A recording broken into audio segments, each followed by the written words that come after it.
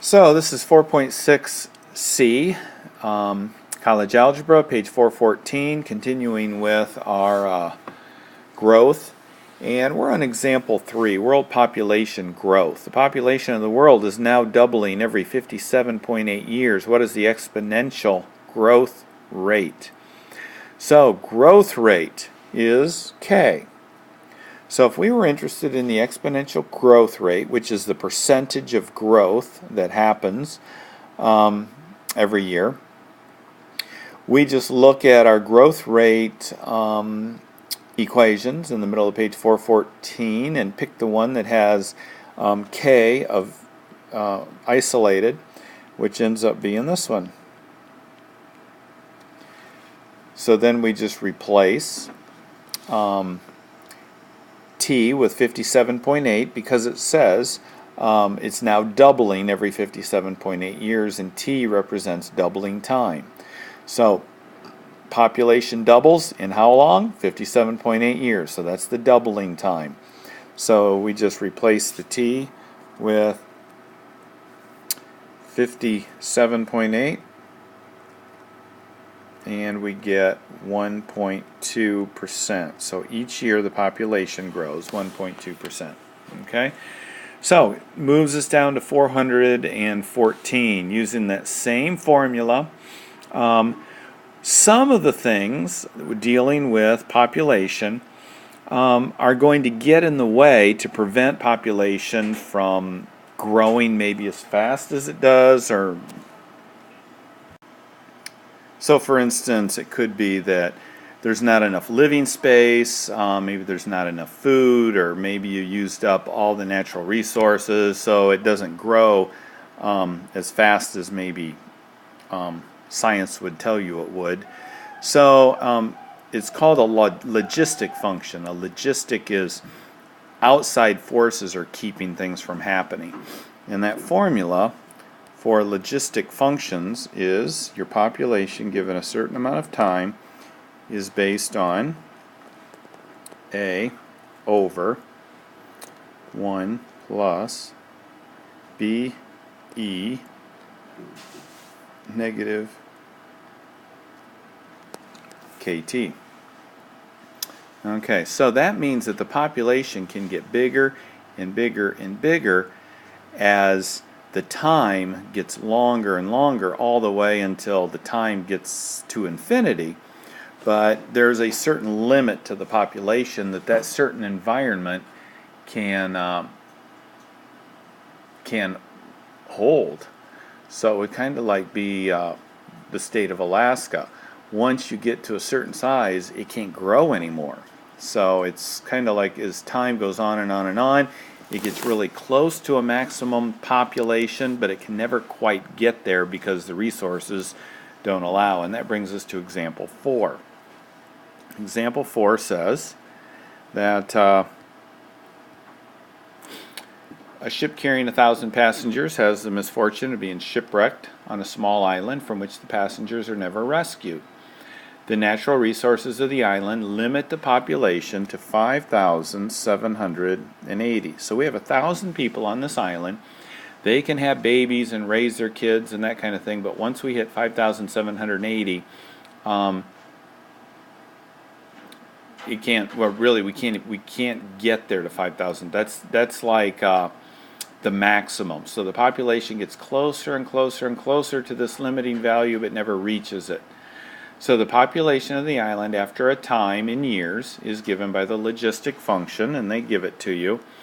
In fact, let's take away, let's write this as P of t, the population, the maximum population given an amount of time is going to be 5,780 over 1 plus, and they give this information to you. This isn't something that you are necessarily going to know. The 4.78 e to the negative 0.4 t.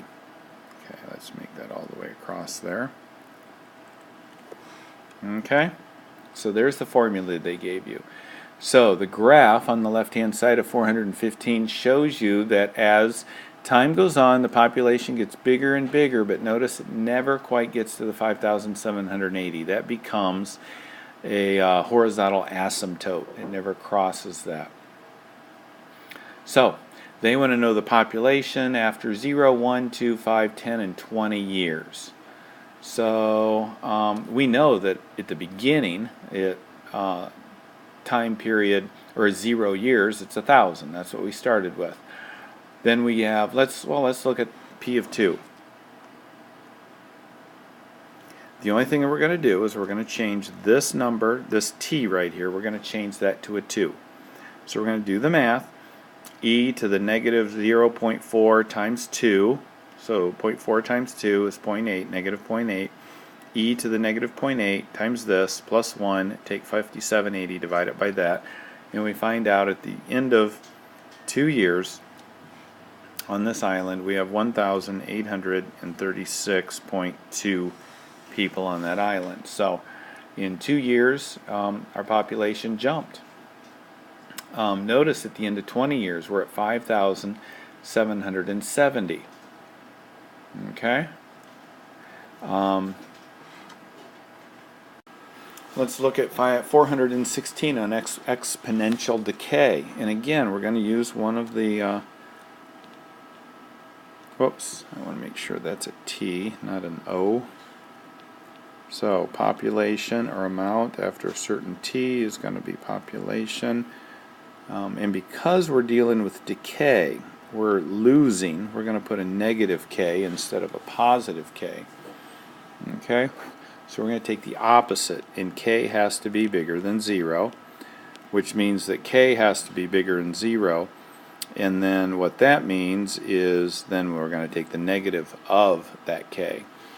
Okay, so an example of decay would be half-life, decay rate, that kind of thing. Middle of page 416, the half-life of bismuth is 5 days. This means that half of an amount of bismuth will cease to be radioactive in 5 days. Now notice it didn't say it will cease to exist. It just says that it will not be radioactive after 5 days. Weird.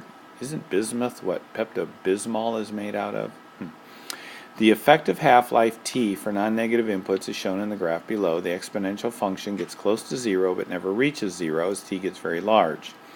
Thus, according to an exponential decay model, a radioactive substance never completely decays. The radioactivity of that substance will get closer and closer to 0 given time, but it never gets to a point where it completely disappears. So if we look at example 5 on page 417 using this formula, we have the radioactive element carbon-14 has a half-life of 5,750 years. The percentage of carbon-14 present in the remains of organic matter can be used to determine the age of that organic matter. Archaeologists discovered that the linen wrapping from one of the Dead Sea Scrolls had lost 22.3% of its carbon-14 at the time it was found. How old was the linen wrapping? So, first of all, again, we have to find out what K is. Okay, so we use the formula that we have up there, and we put the information that we want in here. So, our total amount of product after T years is, we're looking at 1/2 of it. We're looking at half of the original. Okay, so that is going to be what we're going to replace that with, half of the original. And that equals our original, E, negative K, T. Okay, so here we're trying to find K first so that we can get our equation together. Okay, and we already said that T is the half-life, which is 5,750. Okay. So, we end up, because we have this here and this here, we can cancel those. So we have 1/2 equals E negative 5,750 K. Now we can take the ln of both sides. And when I do that, I get the ln of, let's just put 0.5 equals negative 5750 k, because remember, when we take the ln of e, that goes away and our exponent is all we have left. So then I can divide this through to find k, and I can find that k is a number similar to 0.00012. So that's my k value right there. So I have to find that, because really, before I can do anything, I have to find my function. So my function ends up being pt equals po e of my k, negative 0.00012t. Okay, so this right here is my decay function, my exponential decay function.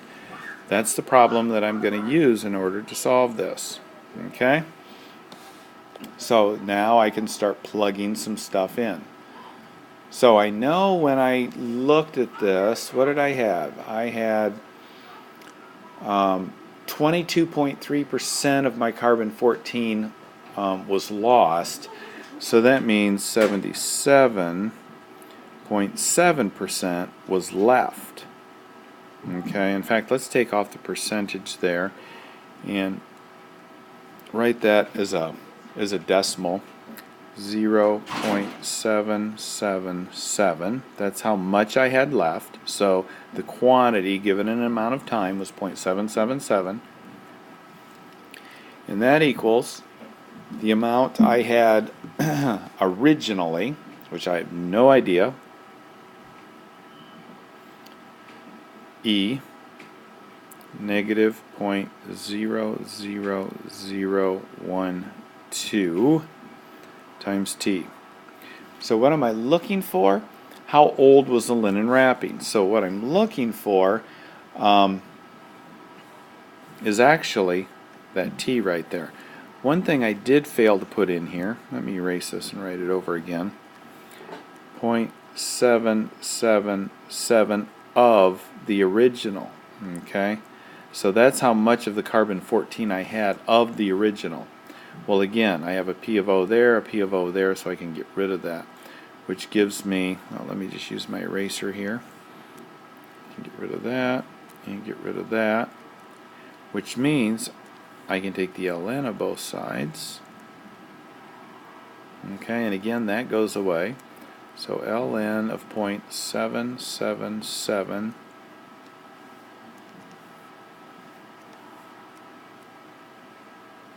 equals negative 0.00012 t. Okay, then I divide both sides by this, and I have ln of 0.777 divided by negative 0.00012, and I get 2103 years. Okay, so the linen wrapping that was on the Dead Sea Scrolls was about 2103 years old when it was found. Okay, so that is lesson 4.6.